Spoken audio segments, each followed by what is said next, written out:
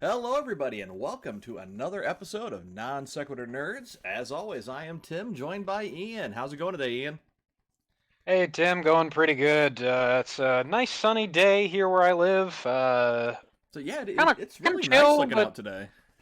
yeah, it's better than what it usually is in this time of year where it's gloomy and gray. But Right. it's really nice day. It's sunny, and roughly about 50 degrees outside, so pretty good. Hey, I was gonna say, yeah, for those of you that don't know, for where Ian and I live, this time of the year being upper 50s, low 60s, like it's supposed to be this week, that's nice. That's nice for this time of year for us. Yeah, I think I saw on Facebook memories. A few years ago there was like a blizzard at this time. Oh yeah. So I'll take this kind of weather, although that probably means it's going to be a pretty brutal summer. Oh yeah. Usually is Wasn't because wasn't that where blizzard? Wasn't that blizzard this time of year the one where like we had almost no snow at all at the winter, and then like right at the tail end it goes, oh yeah, I forgot this. Yep. yeah, if I remember correctly, everyone's just kind of like, oh cool, not it's been a pretty mild winter. Oh my God, what happened? Well, that's how it was up here for me last year. I it was the first winter in the new house, and I'm like, you know what? I'm going to be a responsible homeowner, and I'm going to buy a snowblower. I used it once last year. I've had to use it once this year. I every year I tell myself at the beginning of winter, I'm like, I really need to get a snowblower, and then I don't. And then most of the winter happens, and don't know. And then we just get dumped on. And then Right. I'm outside shoveling my driveway and the sidewalk for an hour and a half, cursing every second, going, "Why didn't I buy that damn snowblower?" Like, I mean, even though I've only got to use it two, maybe three times thinking about it, it has already paid for itself. I mean, just the ease of being able just to, 20 minutes be, all right, cool, I'm done. And, don't have to take 800 different kinds of aspirin for my back or whatever. It's like, yep, this is paid for itself. Correct. And how your heart has not exploded yet after all that aspirin, I don't know. But anyway, Meh. so we have started this episode with a non sequitur. So We're off to a good start. today, yes, today's topic is actually going to be movies. Yep. Uh, Movies, some of our favorites, just talking about, our favorite movies, some of the franchises we've seen, and some of our guilty pleasure movies. Oh, yeah. Everybody has them. You know that you do. If you try to tell me that you don't, I'll call you a damn liar.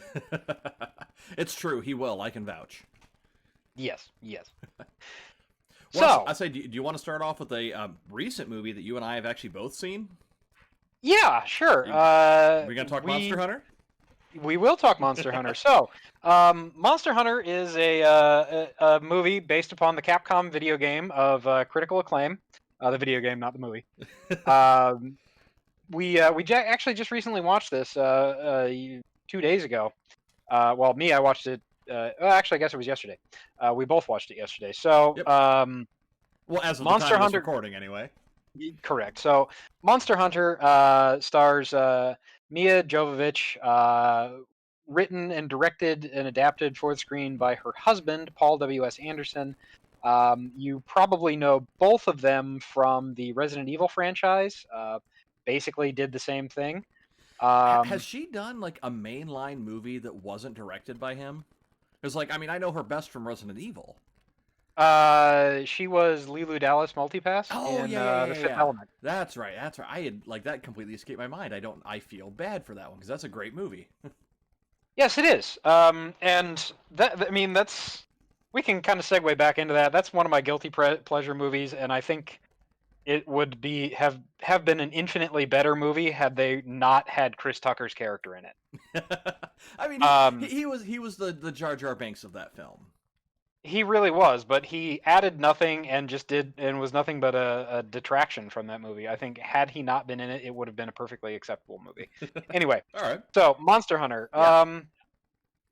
It's I went into that movie understanding that it was a Paul W.S. Anderson movie, expecting it to be a Paul W.S. Anderson movie, and I was pleasantly gratified with the fact that it was in fact a Paul W.S. Anderson movie. See, It I had a very similar mindset on it. I'm like, okay, it's a video game based movie. They kind of have a track record and a stigma about them, so I went into it thinking, okay, it's just going to be another one of those dumb movies that I might watch once and never again.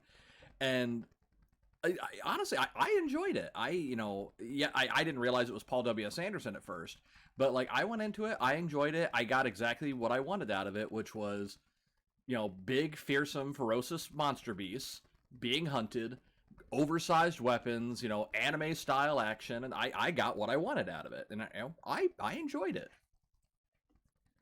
Yeah, I'm basically kind of the same way as you on that. Yeah. I got what I was expecting. Right. I was not expecting Lord of the Rings or Star Wars, the original trilogy. We've already talked about that. Yes. I wasn't going into it expecting like the next Martin Scorsese movie, but it was enjoyable. Right. It was enjoyable. I liked the nod to the different weapons, the design of the main hunter who looks like the hunter from Monster Hunter World. And I just got to say that the actor that played him, like he is a delight. Like Tony Jaa, I think is his name. Yep. He is like his facial expressions alone, like he is so emotive, and like one of the key things about the movie is there's that language barrier between him and Mia Jovovich's character, Captain Artemis. There's a language barrier because she's from our world, he's from the world of Monster Hunter, so they don't speak the same language. But just like his reactions to the things she does and his facial expressions, that was one of my favorite parts of the film. Yeah, I would agree. I think for me, and then there's the legendary Ron Perlman in it playing the Admiral with the giant, wild Super Saiyan hair. I was gonna say his hairpiece was a thing, all right. Yeah, I mean, I think it may have been sentient. I think so. It's the real final boss of the movie. Yeah, I think for me, there was a couple of things about the movie that didn't jive. Mm-hmm. I enjoyed the action. I enjoyed the CG for the monsters. I thought the monster design looked very good. Yeah, I mean, it was like you could instantly. It wasn't one of those movies where they changed the design to like modernize it or to make it fit the movie theme better. Like you could look at, if you've played the Monster Hunter games, you could look at those things and go, oh, that's a Diablos, that's a Rathalos. Like you knew what it was. I mean, it was pretty faithful as far as the looks go. Like I will definitely give it that. Yeah, looks go. Size wise, I'm not 100% sold on that because I feel like the Rathalos was way too big. Well, I feel like the Rathalos also kept changing size throughout. Like it seemed to get bigger or smaller to fit its context. So I don't really know. So that was another thing that bugged me. But there was a couple of things that I didn't think jived with the movie. Okay, what do you got? One is the soundtrack. They kind of went for like this EDM kind of, I don't know, like dark techno type thing. Mm-hmm. I just didn't feel like that fit the universe of the world. It should have been more like orchestral music. Yeah, I mean, it was. I agree. I agree on that one. It was really kind of. It honestly reminded me of the soundtrack to Tron Legacy, the Daft Punk soundtrack, where it was, the darker scenes where it, yeah, the darker scenes where it was just kind of brooding and really really bass and beat heavy. And it was like that. This doesn't feel right. It was a stereotypical action movies kind of soundtrack.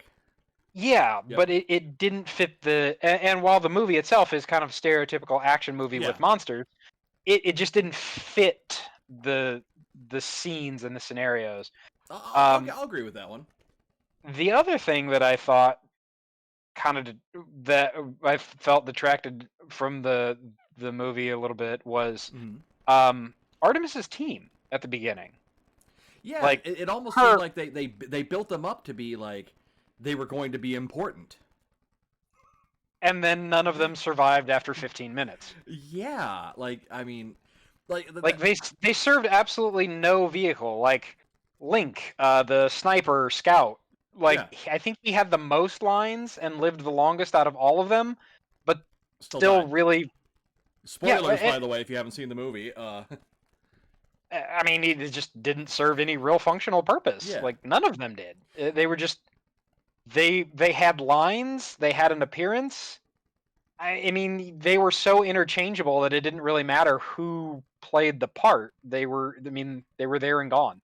See, now my one complaint about the movie, and it kind of ties into that, is the whole, person from our world going into their world and living through that.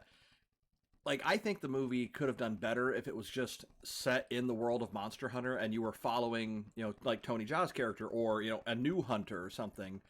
I think it could have done better if, going off of that, if it was like a brand new hunter, like this is their first time hunting, and they get thrown into, there's this, they still could have kept the same basic story of there's this weird tower that has energy that's opening up portals to blah, blah, blah, and just leave out the going to or from other worlds and have this brand new hunter be the one, that saves everything. Honestly, if they really wanted to do anything, they Mhm. could have just adapted. They could just adapt the initial story from Monster Hunter World. Yeah, they easily could have. And I get it. Captain Artemis's character, she was supposed to be the stereotypical voice of the audience. She's the one that's grounded in realism, who's trying to understand what's going on and all this. But I don't think this was the kind of movie that needed that. I mean, I liked Mia Jovovich in this film. She does when she's in these kind of movies, she does a phenomenal job. But I don't think we needed, the real world, voice of the audience per se in this film to make it make any sense. Because ultimately, at the end of the day, it's a film about people who hunt giant monsters. We've had those for decades now. We don't need an everyman in this kind of film. I don't think anyway. It didn't ruin the film for me. I just felt that it was maybe kind of shoehorned in. Along with the rest of her squad that, again, like you said, didn't do anything, didn't serve any purpose. But, right, but I'll add a counterpoint though to Mhm. the voice of reason and the voice of the audience type thing. Mm-hmm. She never once questions the fact that she's in another world or that there are giant monsters. Like she's That is basically like, true. oh shit. She's like, oh crap, there's a giant spider. I'm gonna shoot it. Right. Which I was gonna say, like that scene for anybody with arachnophobia, that scene's going all the way up until her sniper buddy dies. Which I'll let you guys watch that scene. Anybody with arachnophobia, just avoid the first half hour of the movie. Yeah. Yeah, that was. Yeah. I will say, like that first bit of the movie, it came off a lot darker than what I was anticipating it would. It's like based off the trailers and based off the game, it came off a lot darker. But then it changed tone very quickly. But Right. all in all, I liked it. I'd watch it again. Yeah, I rented it on Amazon Prime. I paid $5 for it. I'm satisfied. So you got your I $5 felt like out of it. I got my $5 out of it. See, and then, So and me, I went ahead and just bought it on Blu-ray. A 4K Blu-ray because I don't have a whole lot of those. I've got a 4K TV, and it's like, you know what, I want to be able to watch this as as high definition as I can because my internet doesn't always allow me to stream in 4K. But Fair. so I paid full retail price for it, and absolutely, I'd watch it again. yeah. So, So but moving on from a recent movie, what are some of your favorite films, Ian? I know obviously you're a fan of Star Wars, but beyond that, what are some of the things you like? well, if I want to stick to the more guilty pleasure type movies, All right. I'm of the kind of, and you can ask some of my friends from college for this. I'm the type of person that on a Saturday I'll throw on like Sci-Fi Channel and do housework while they just marathon their really crappy B C level movies. Oh, And they're direct to TV movies. yeah, I mean they're worth a chuckle. That's what they are to me. There you They're go. worth a chuckle. So I enjoy those kind of romps and those schlocks and things like that. I also grew up a big fan of like Mystery Science Theater and Yep. riff tracks and that kind of stuff. So watching those movies, I just make my own commentary in my head or sometimes out loud. I'm known for talking to myself while I'm alone. So. But those are some of my guilty pleasure movies. We mentioned earlier, The Fifth Element, which I think Yep. was again it was a great premise, and I felt the execution from everybody except for Chris Tucker Yeah. was good. Okay. Had he not been in that movie, I think the movie would have gotten much more acclaim than it did. And again, that was Mia Jovovich in one of her earlier roles, Yeah. earliest roles. Um, so I mean, she was. Yeah, I think it looks like the first movie that she was in was called Two Moon Junction. Never heard of it before, No, but I've never heard of that one. anyway. So some of my other movies are actually Paul Verhoeven flicks. So we talked about this, you and I personally, earlier this week. RoboCop, the Yep. original RoboCop movies. Yep. Although Paul Verhoeven was only involved, I believe, in the first two, or maybe even the first one. Right. But RoboCop is Peter Weller, Kirkwood Smith as one of the bad guys, Miguel Ferrer as the executive. I can't not watch RoboCop 1 and imagine him threatening to put his foot up someone's ass just because of that 70s show. Right. Or I mean, yeah, it's such it's such a fun fun action romp. I mean, Well, again, you it's talk about so campy too. It's so campy that it makes it good. yeah, no, I would agree with that. But you know, RoboCop, and then another Paul Verhoeven movie, which I find a guilty pleasure, is Starship Troopers. I Um, think that's one for a lot of people. I think. yeah, because I mean, it's so bad, but it's not actually even bad. Like I enjoy it. Like I think it's a fun movie. Is it one of those that's so bad it's good? It's just Yeah, I think rolled so. around. Yeah, I think so. Some of the casting decisions are questionable, like Rico, because Starship Troopers is based on a book. Right. Robert Heinlein, I believe, is the author. Uh, it's based on a book, same kind of premise and setting and whatnot, but there's some things that they changed, like the troopers themselves actually wear power armor in the book. Um, Rather than just being regular grunts wearing very loose body armor. Right. And then Rico is actually Hispanic, from Buenos Aires, and actually Hispanic instead of being Casper Van Dien, who's whiter than sour cream. Right. Um, and then of course Michael Ironside is in it, which he is a treat in pretty much anything that he is in. Oh yeah. Oh yeah. And then, of course, you get the classic Paul Verhoeven co-ed shower scene that's in damn near every movie that he produces. Right. So, yeah, those are a couple of my guilty pleasure flicks off the top of my head. Okay. How about yourself? For me, and I know I'm gonna catch a lot of flack for this, like guilty pleasure film, probably like the one that if it's on, I will watch it every time. Nicolas Cage's Ghost Rider. But admittedly, like, I am a fan of Nick Cage. Like, I would love to just sit down with him and go, do you know most of your movies are bad? And, like, I think that's why I enjoy him so much, because I'm like, okay, what won't he do next in these movies? Like, I think I feel like he's, at this point, very self-aware right. about a lot of his stuff. I mean, Oh, he'd have to be at this point. yeah, I mean, he's hosting Netflix's History of Swear Words. Which, admittedly, I do want to see that, because, I mean, that seems like a really, like, I've seen documentaries like that I just are right up my alley. I've seen the first 2 or 3 episodes at this point, and it's enjoyable. It's very enjoyable. There we go. Nick Cage does a good job.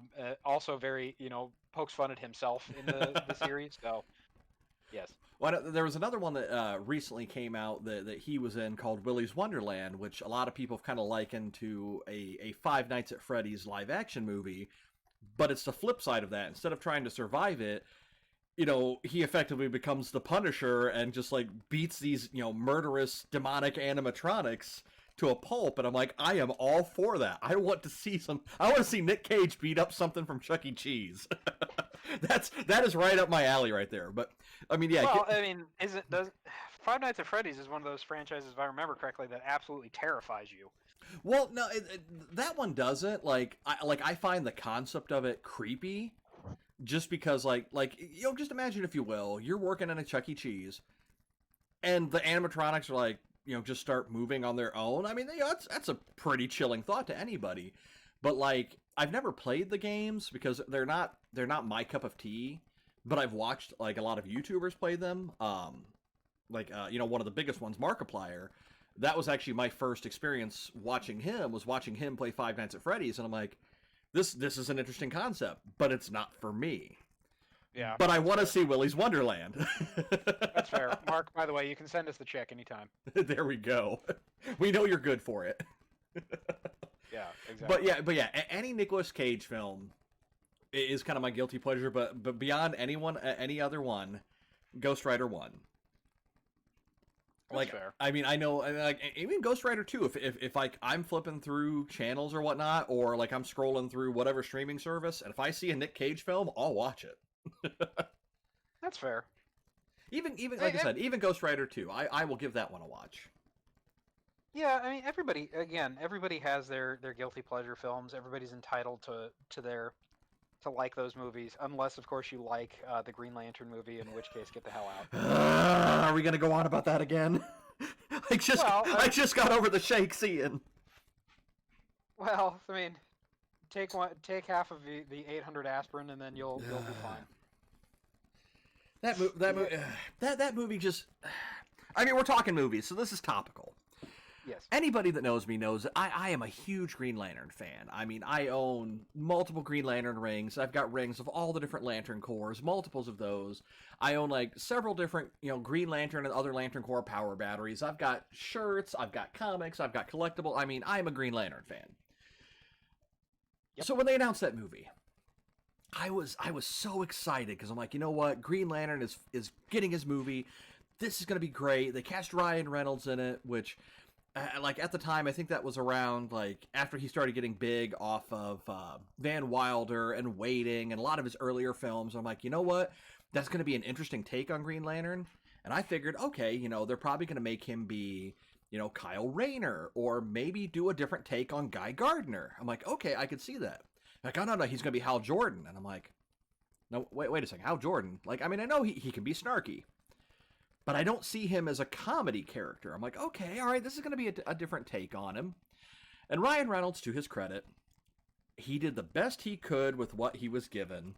Unfortunately, he was given a steaming pile of crap. So, I mean, it's the difference between a pile of crap on fire on your doorstep or just a pile of crap. Either way, you've got crap to deal with.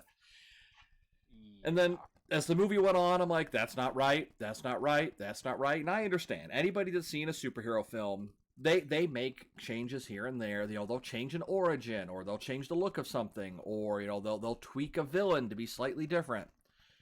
This pretty much, they took Green Lantern, they figured out what the power set was, threw it in, and went, yeah, let's just make the rest up as we go along. It kind of felt like, and admittedly, I have not seen the movie. I just know how terrible it is. You're the lucky one. From what I've read and what I've seen, what I've seen of it from just the clips and things that I've seen online, it feels like whoever the scriptwriter was had never actually read any of the comic books. It kind of felt like they just went to the back lot where they keep all the scriptwriters in cages and picked one randomly and said, "You write me a script about a guy with a magic ring." Right. Well, I mean, the main villain, Parallax, they completely changed what Parallax was, and like Parallax is for anybody that's a Green Lantern fan, like the comics, Parallax is very central, to the Green Lantern storyline, and they completely changed that. They like, the only thing that they kind of got right was Sinestro, who was a Green Lantern, who later, went on to get a yellow power ring and start his own Lantern Corps. They kind of got that right. I mean, Kilowog, okay, I'll give him props. They did Kilowog good. He's, the gruff drill sergeant. But you can't really mess that up. I mean, it's a pretty cut and dry character archetype. Yeah. But just everything else about the film, they just... And the suit. The suit. The suit. You didn't like the CG animated suit? I mean, like, we've seen what they've done in, other superhero films. They could have easily had that be, a actual worn costume, maybe some prosthetics built into it. And it could have been good, but just the CG suit just... Yeah. Well, I mean, that kind of jumps into... I feel like that transitions well into DC's treatment of their cinematic universe. Yeah. They are so hit or miss on it. There's no consistency. Yeah, because and the consistency, there's no hit or miss on it. They're on. I feel like they really tried to jump. They jumped too quickly into the Avengers bandwagon Yeah. because they basically went Batman versus Superman and then Justice League. Yeah. Like, I mean, they should have done more of the individual character pieces. Like, like the Aquaman film. The Aquaman film I thought was phenomenal. The first the first Wonder Woman film, also phenomenal. Shazam, phenomenal. But it seems like anytime they do Ensemble? anytime they do any kind of ensemble, or even like like Batman versus Superman, a quote unquote team up film, anytime there's more than one character in it, it seems like they don't know what to do. Well, with the exception of Wonder Woman 1984. Which I mean, was you and I kind of talked about that. Like, we both went into it super excited because we both loved Wonder Woman 1. And we watched it and we were disappointed is the best thing. Like, we both wanted to really enjoy it, and half an hour into it, we just couldn't at that point. I mean, yeah, we finished it. Tim and I got together over Christmas. Wonder Woman 1984 came out on Christmas. We sat down that night and watched it, and it turned into an episode of Mystery Science Theater after half an hour. It really did. Or we were just making comments and lambasting this movie because it was awful. One of the best parts about that movie was Pedro Pascal playing, crappy dad. I mean, that's pretty much what he was doing. Yeah, like try hard dad is what he did. And it was awful. It was just terrible. But I'm interested to see the Snyder Cut for Justice League. Yeah, I'm definitely going to give that a watch one way or the other. I mean, kind of the same thought as Monster Hunter. I'm not going into it expecting, a mind-blowing film, but I am interested to see what his original vision was for that film and see, like, even the trailers they've put out for it make the movie thematically look like a completely different kind of film. Right. The only thing is, though, I mean, it's a cut, right? So they have to take stuff that they've already seen. They haven't shot new footage, as far as I understand. They did shoot a little bit from what I was reading. Okay. Yep. But I mean, they're not reshooting the entire movie. No. I think Ray Fisher, is that his name? Yep. Because Ray Parker was the guy that did the Ghostbusters theme. Well, I said Ray Park, which is Darth Maul's. Yes. Darth Maul's body actor. Yep. But yeah, I think it's the same way. I'm gonna go into it. I'm gonna give it a chance, but I'm gonna go into it understanding that they can't. There's not much they can change, right? Other than just maybe some of the timing and the pacing, and then some of that added footage that either was left on the cutting room floor, or maybe some of the things that they've reshot. But well, I mean, like the movie's a 4-hour film. I don't know, something like that. Yeah, I mean, it's pretty close, if not over 4 hours. So I mean, that's a lot, because the original film was like 2 hours. So I mean, we're getting an additional at least 2 hours of unseen footage effectively that they've gone back, they've finished, they've done all the CG work on of what they needed to do. It's gone through post-production, the whole 9 yards. Mm-hmm. So I mean, effectively, we're getting a double-length movie of what it was originally intended to be. So I mean, that's kind of interesting that they're taking the time to do that. I mean, enough fans were clamoring for it that, I mean, they're gonna make their money on it. But yeah, I'm gonna watch it, but I'm gonna go into it not expecting anything. Right. I mean, I didn't think Justice League was absolutely terrible, but it wasn't a great movie. I came away from it going, yeah, I'm disappointed. Yeah, like it's one. I can't remember I can't remember where or when I watched it, but I'm pretty sure I never paid for it. I think I'm trying to remember, because like I watched it. I think a buddy let me borrow the disc for it, and I watched it, and like I think that's the only I've watched it once. Yeah, and I've had no desire to go back and watch it again. I mean, I watched it. There's not really much else I can get out of watching it again. But a movie that I can watch, as many times as, life will allow, my all-time favorite film, Ghostbusters. I mean, Yep. you've known me long enough, Ian. You know I'm a little bit of a ghost head. Yeah, well, I mean, Tim balances his fandoms fairly equally between Green Lantern and Ghostbusters. Yep. I mean, yeah, Ghost, like, I mean, you can ask. My sister made the joke that by the time I was 4, she could quote the movie back to back, you know, with the audio off, because when I was a kid, that was like the only thing I would ever watch, and that's still the case. I will still just randomly go, I'm gonna watch Ghostbusters, just for the heck of it. Yeah, no, I mean, if it's on TV, I'll watch it. I mean, admittedly, I don't watch a whole lot of TV these days, but Right. you know, it's one of those things. I enjoyed it a lot. I Mhm. enjoyed it as a kid. I still enjoy it as an adult. I Right. think.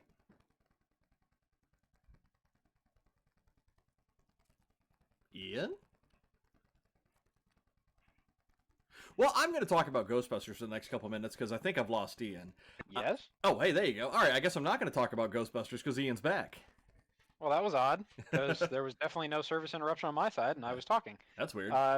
And I could hear you the entire time. Anyway, yay technology! One of these days, we may get better for us. There we go.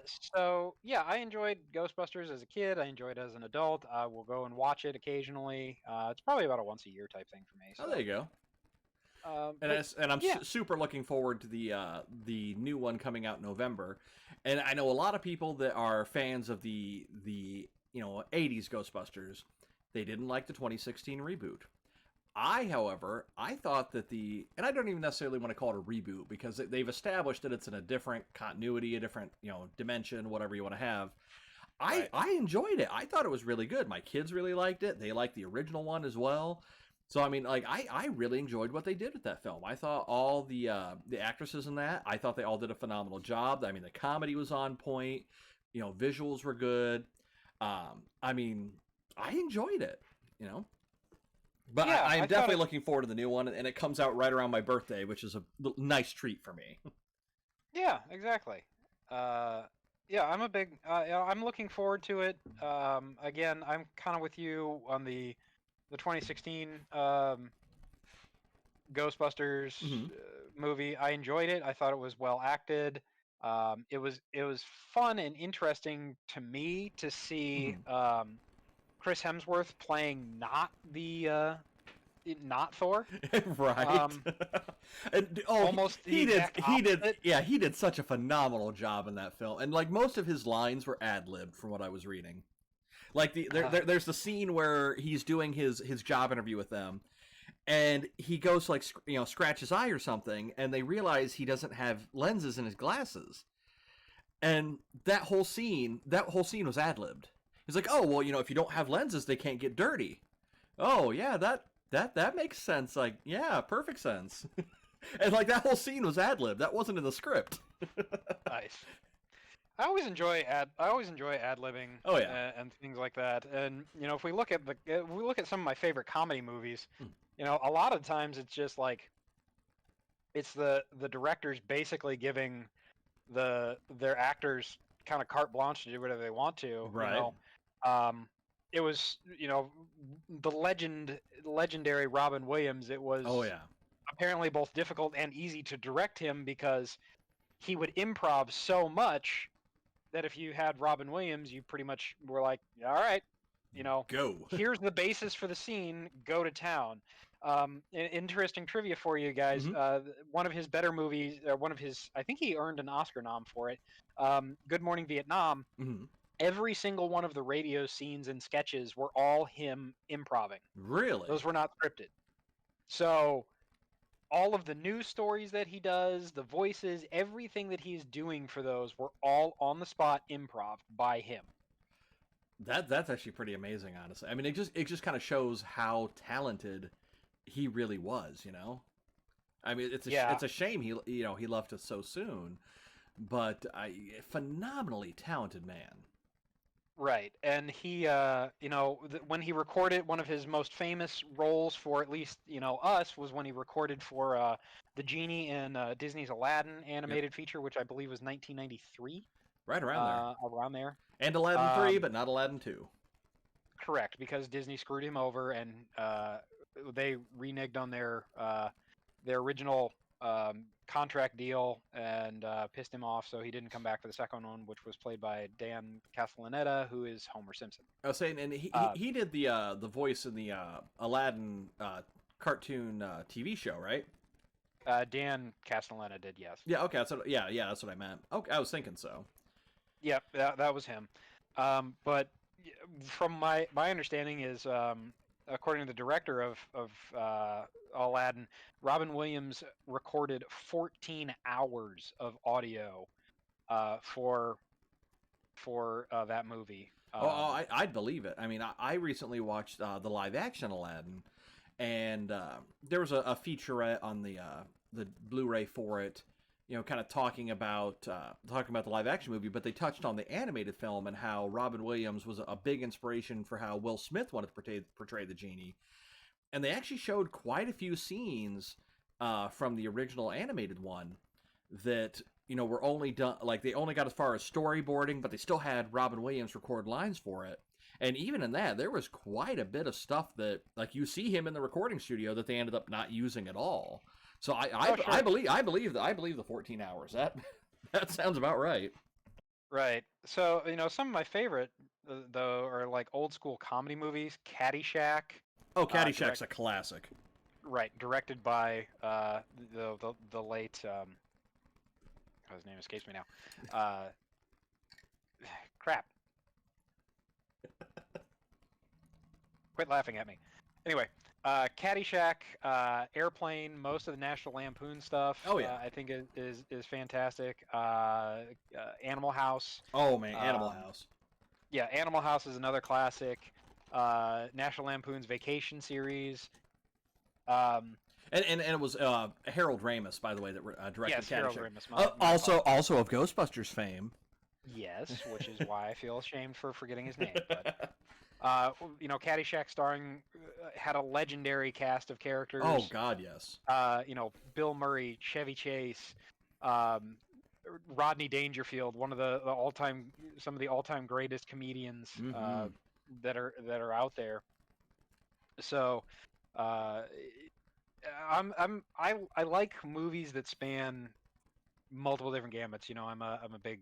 I like campy movies. I like comedy movies. I like horror movies. Action, thrillers, all of them.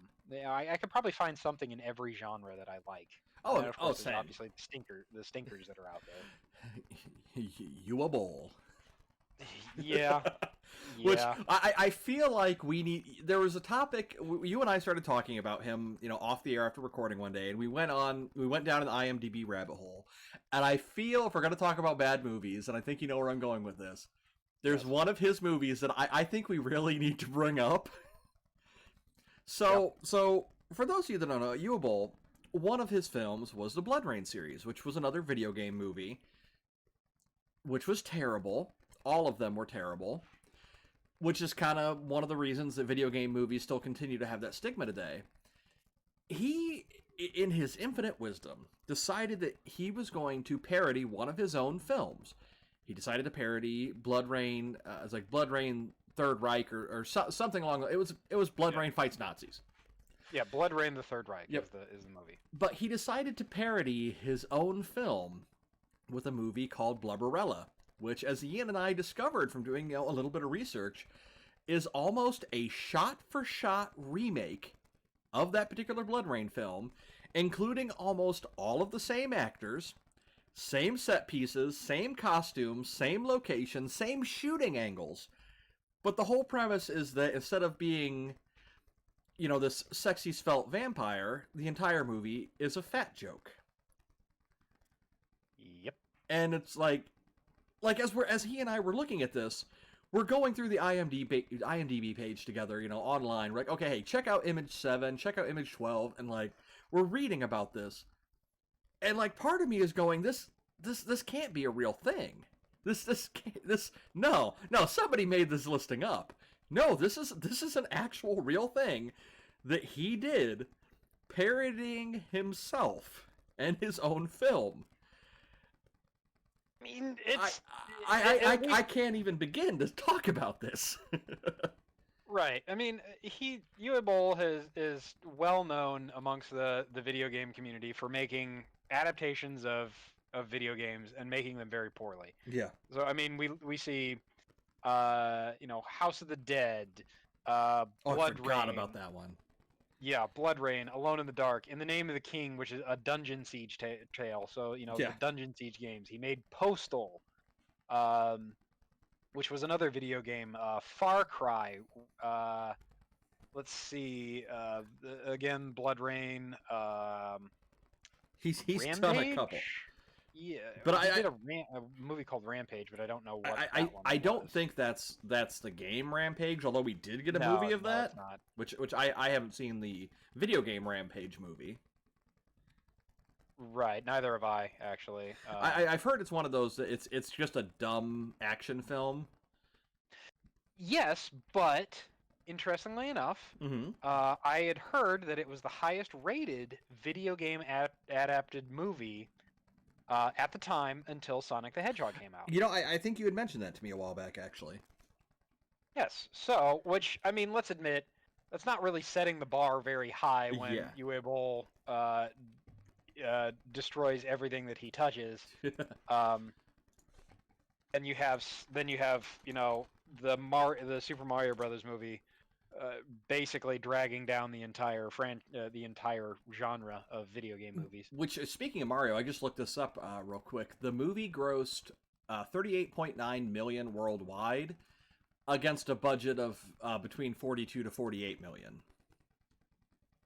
Right. So I mean, they had a lot of really good actors in that too. Is the thing. I mean, Bob Hoskins, John Leguizamo, Dennis Hopper. I mean, they had for their three main characters, they had those are some big names. Those are some easily recognizable names. Yeah. The problem that I understand is that the directors of the movie, or there was a screenplay for the movie that was relatively faithful to Super Mario Brothers canon and stuff like that. The directors, when they were brought on, which were Annabelle Jankel and Rocky Morton, I believe they were a couple. Okay. Basically came on and pretty much rewrote the entire script because they wanted to make like this sci-fi interdimensional romp and couldn't get hired to do that, so they made their own. Right, they murdered a beloved franchise in order to make the movie that they wanted, which was absolutely awful. And apparently, Dennis Hopper was famously quoted. Son apparently asked him at one point in later on, why did you agree to do the Super Mario Brothers movie? And Dennis Hopper responded with, "Well, son, you needed new shoes." So I mean, that's a good reason. So I mean, for some of these people, it was a paycheck, right? I mean, like Bob Hoskins. I mean, he did so many memorable things. I mean, Eddie Valiant in Who Framed Roger Rabbit, Mr. Shmee in Hook. I mean, so many things that like you see him and you're like, oh man, it's that guy, it's that actor, and like he's easily recognizable. And then he does Mario. Right. I mean, I think Hook was after Mario. So I mean, I believe it was. I mean, so it's good that Mario didn't ruin his career. And I mean, and John, unfortunately, Bob Hoskins is no longer with us, but John Leguizamo, he's still around and kicking. And I mean, he's still working pretty steadily. It seems like, Yeah, I mean, he's on one of those crime shows, isn't he? Like NCIS, CSI, one of those shows, or something similar to it. At least he was. Yeah, I don't remember. I haven't watched one of those crime shows in quite a while. Yeah, I know that I never got into them. I know that Wilmer Valderrama, who famously played Fez on that '70s show, was or is in NCIS now. Yeah, which is a big difference in character, Right. So I mean, John Leguizamo is a great actor. I always enjoyed him. He was in the John Wick movies. He's played the voice of Sid in the Ice Age movies. I mean, he was the Violator in Spawn. Yes, which I thought was that was a great part for him, honestly. Yes, I would agree. That was a good part for him. He's kind of saddled himself a little bit with Oh, Jon Favreau. he was in The Uh, Mandalorian.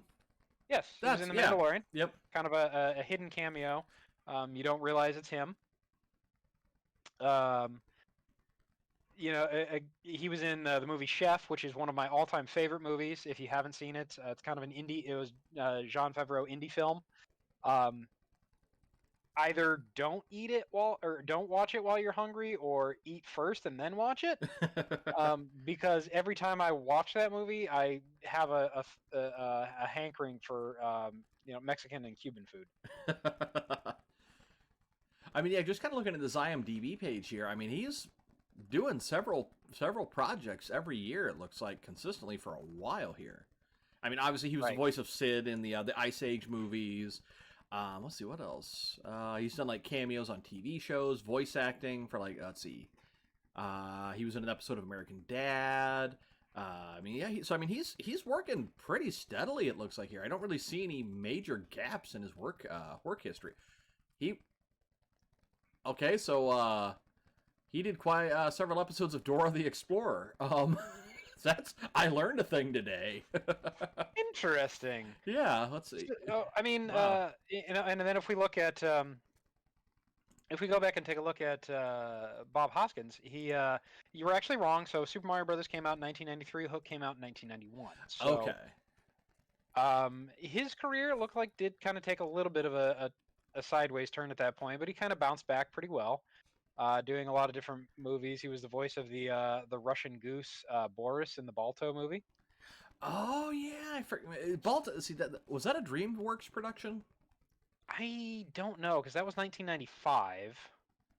Um, let's find out. Shall we? I'm not 100% certain, but that was one of those non-Disney animated films. Like the 90s in particular had a lot of really great animated films that weren't Disney. yeah, and Disney kind of hit at some point. I believe it was probably after Hercules, maybe Lilo and Stitch, where Disney really kind of hit a dry spell. Yeah. And had issues with being able to produce decent movies because you had arguably decent movies. So Right. there was a period in there where, if you remember Disney's Atlantis, that's one of my favorites. I love that movie. And see that's one of those that I think so many people forget about. Right. Well, Treasure Planet, another one. Yeah. Another one that I felt was a great movie, but was criminally underrated, and I don't really know why. But I kind of forgot that Kevin Bacon did the voice of Balto. But I think we're forgetting Bob Hoskins' easily most iconic role in what is arguably one of the greatest movies of all time. He played Odin in Son of the Mask. Oh. Okay, if we're gonna go back to bad movies, have you seen Son of the Mask? I have seen all of 5 minutes and 47 seconds of it. Then yeah, and I already wanted to kill myself. So that film, I sat down and watched it one day because I'm like, it can't be as bad as everybody's saying. No, the internet was wrong. It was worse than what they were saying.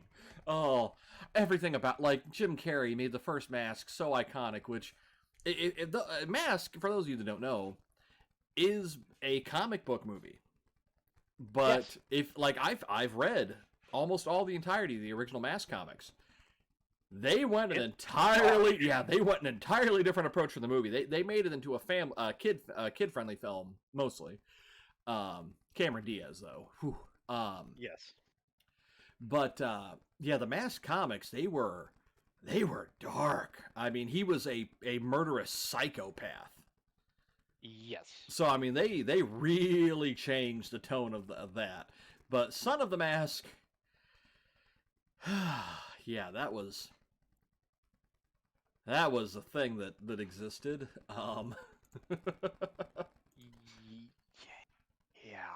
Yeah. You're lucky for having not watched that.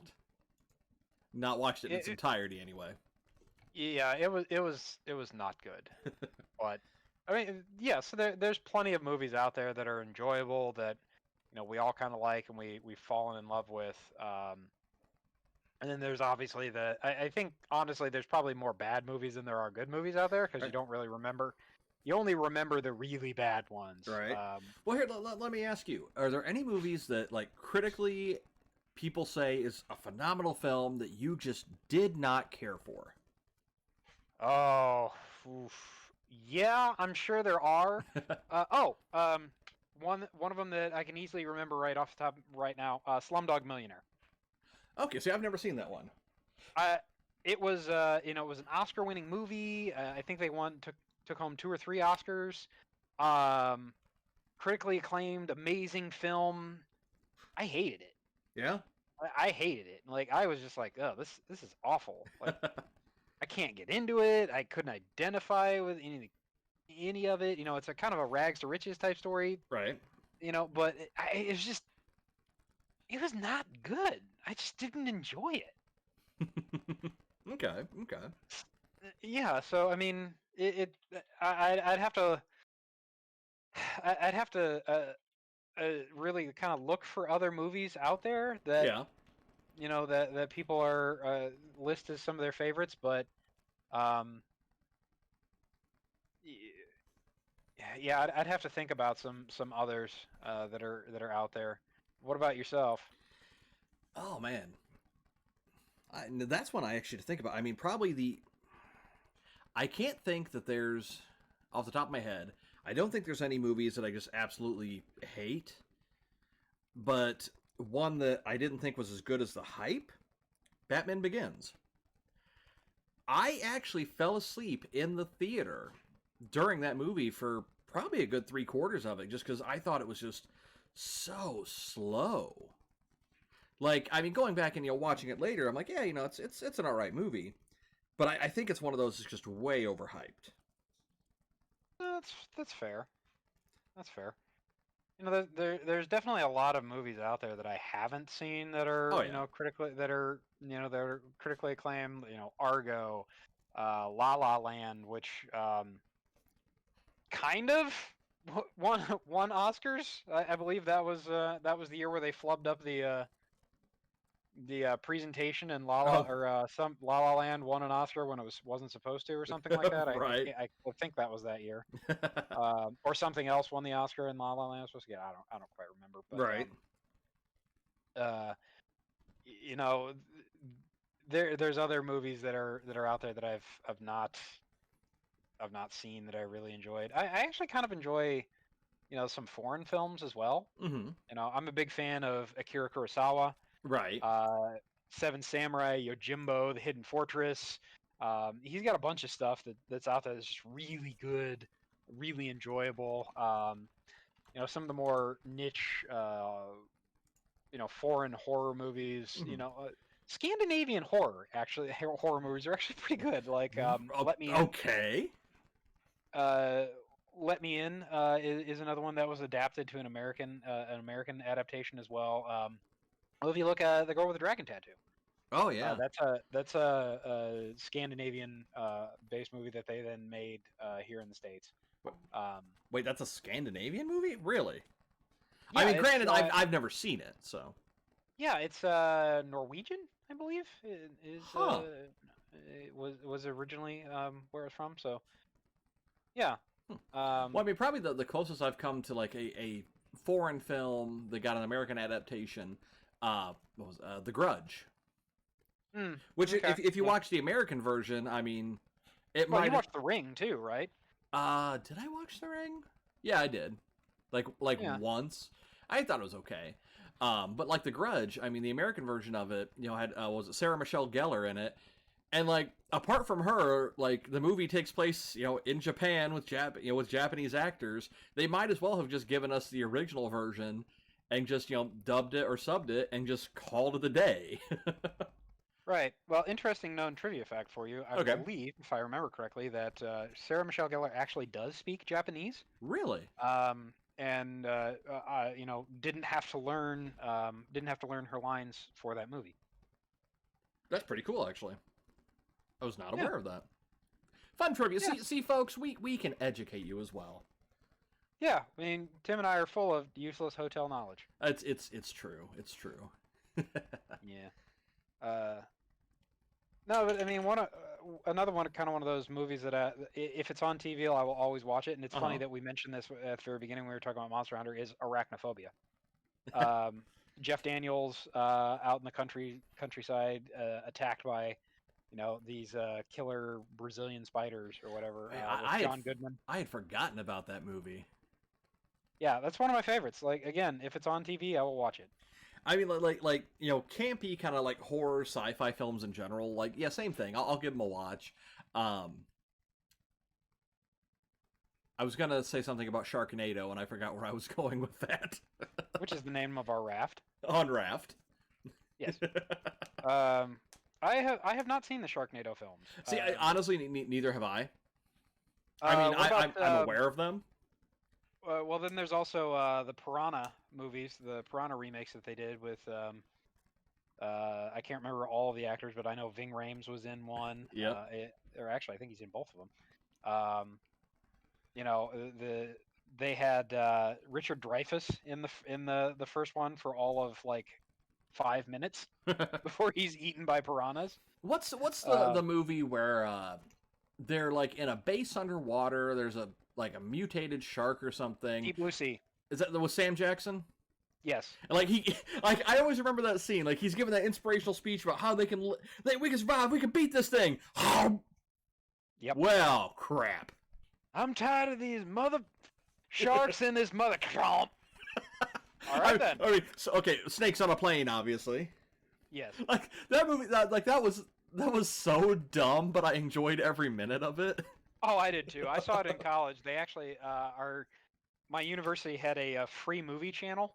Oh yeah. When you lived in the dorms, and they would just rotate like free movies, constantly. And that's pretty cool. That was one of the movies that they had, and it was every time it was on, I would basically turn it on and then hide the TV remote in order to annoy my roommate because he enjoyed it the first time.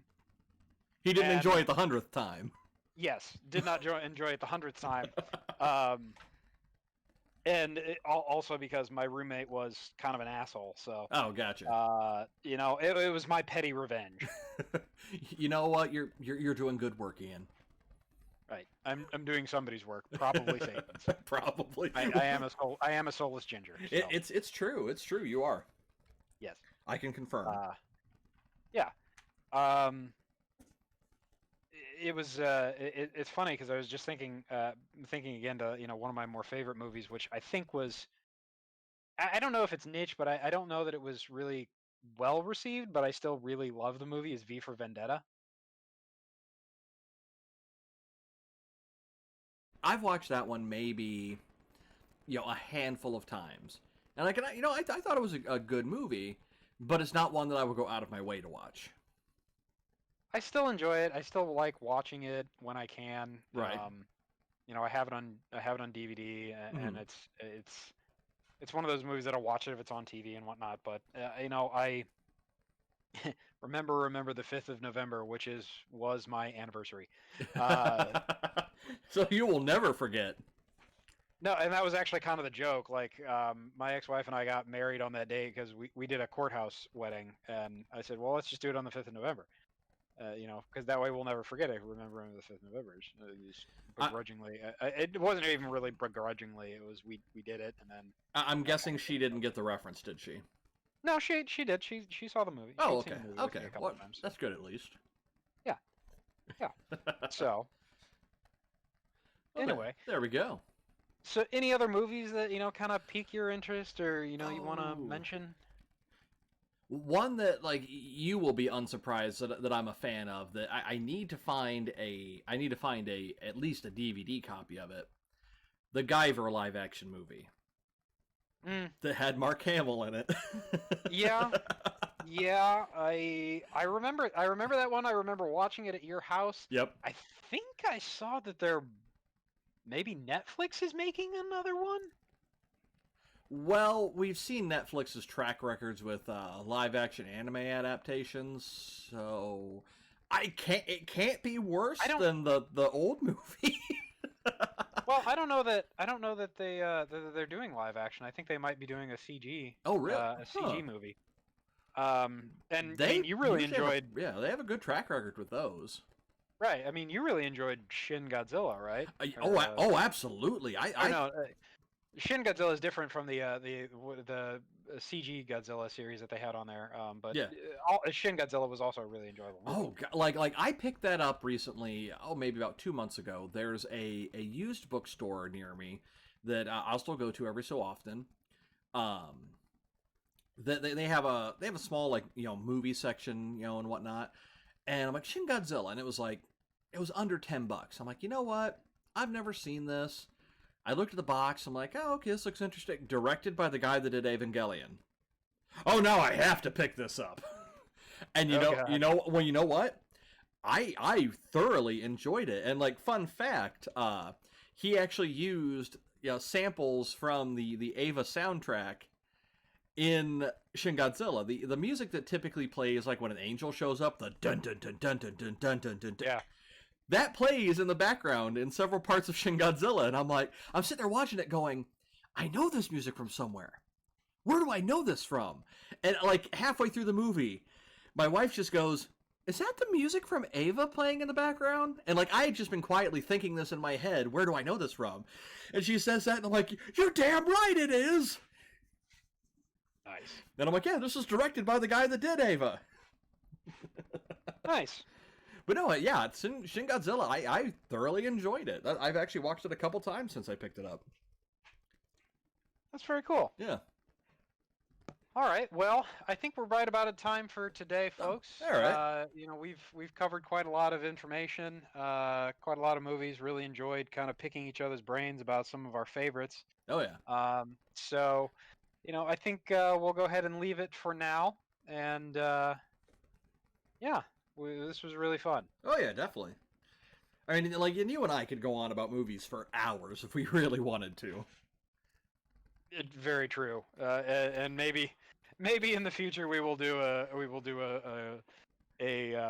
movie special. Oh, there we go. That'd be fun. Yes. Well, maybe that one we'll do a panel. We'll get together a group of folks and we can do a movie panel. Oh, that'd be fun. Panel. Well, hey, there we Anyway, go. So, yeah, thanks again for listening, folks. We really appreciate it. We hope you enjoyed this episode as much as we did.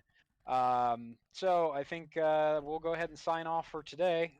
As always, for Non Sequitur Nerds, I'm Ian. And I'm Tim. Have a great night, folks. And don't forget to check us out on our website, www.nonsequiturnerds.com, and you can also follow us on Twitter at nonsequiturnerd, singular, because putting the S was too long of a username for Twitter. So make sure you follow us on there, folks, for all of our updates. Check out our website, and we'll catch y'all later. Bye.